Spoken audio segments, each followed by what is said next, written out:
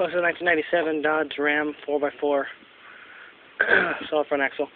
Now, if you've never changed your brake pads or rotor on one of these before, this is basically how you do it. You jack it up, of course, basics.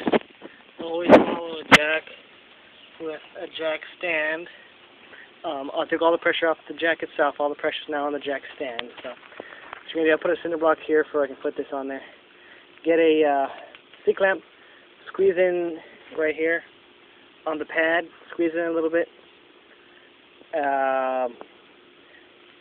Put the other side back here and squeeze it on. I got an adjustable C-clamp. This way this process goes a little bit easier. Squeeze it in a little bit, just a little bit, enough for it to easily release the rotor. Grab your assembly here. Now you're going to take off the bolts back here. There's one right here. You can see it. There's one right here.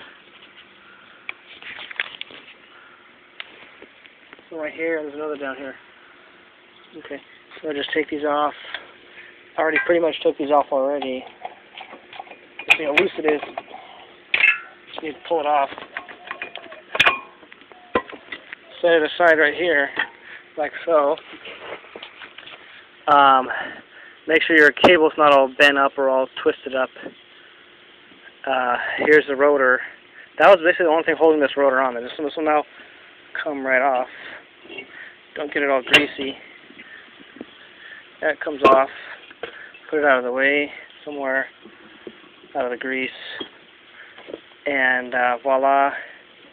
Now, what I'm going to eventually be doing here is getting into removing this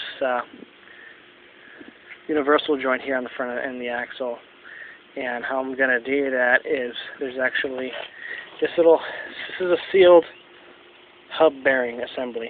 This right here is all attached to this flange right here, which meets the protective shield. It's held on by 3 bolts. There's 1 bolt here in a triangle, 1 bolt here, 1 bolt over here in a triangle.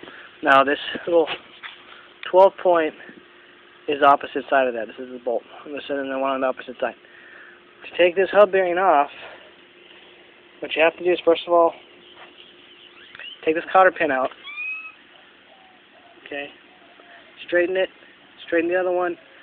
Pull it out from this side. Grab it with a flathead screwdriver. Hook it in there. Yank it out, or with some needle nose pliers. Yank it out.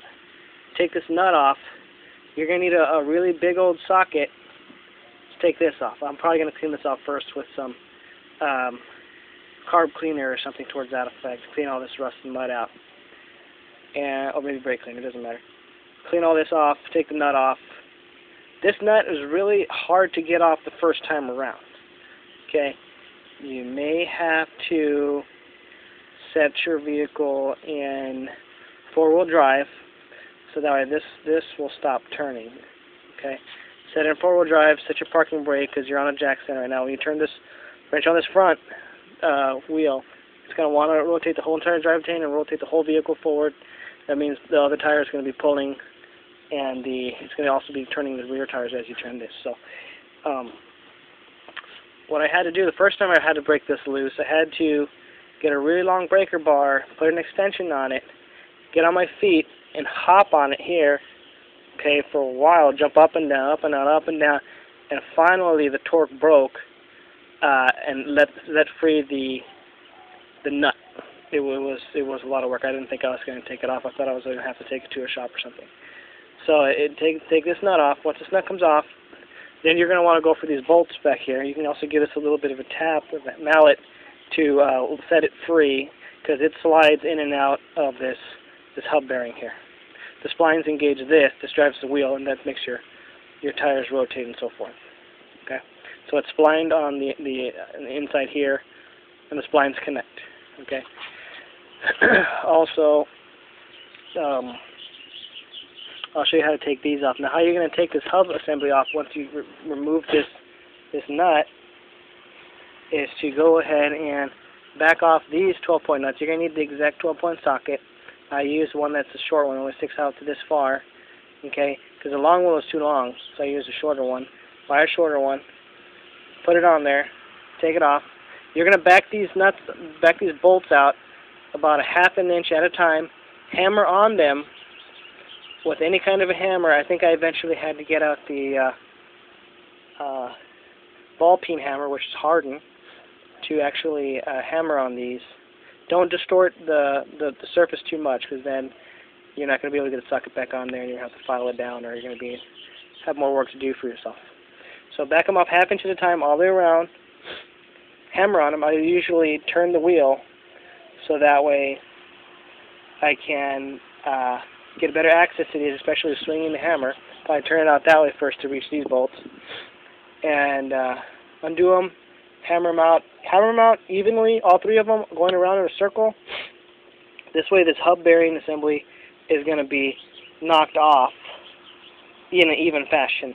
Because if you get it all tilted coming out like this, then it's going to make things harder, because it's going to take away the tolerances.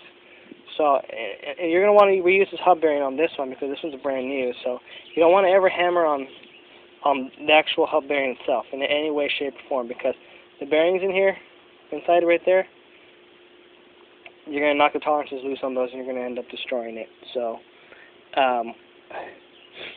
so just go ahead and follow that procedure. It'll eventually all come out.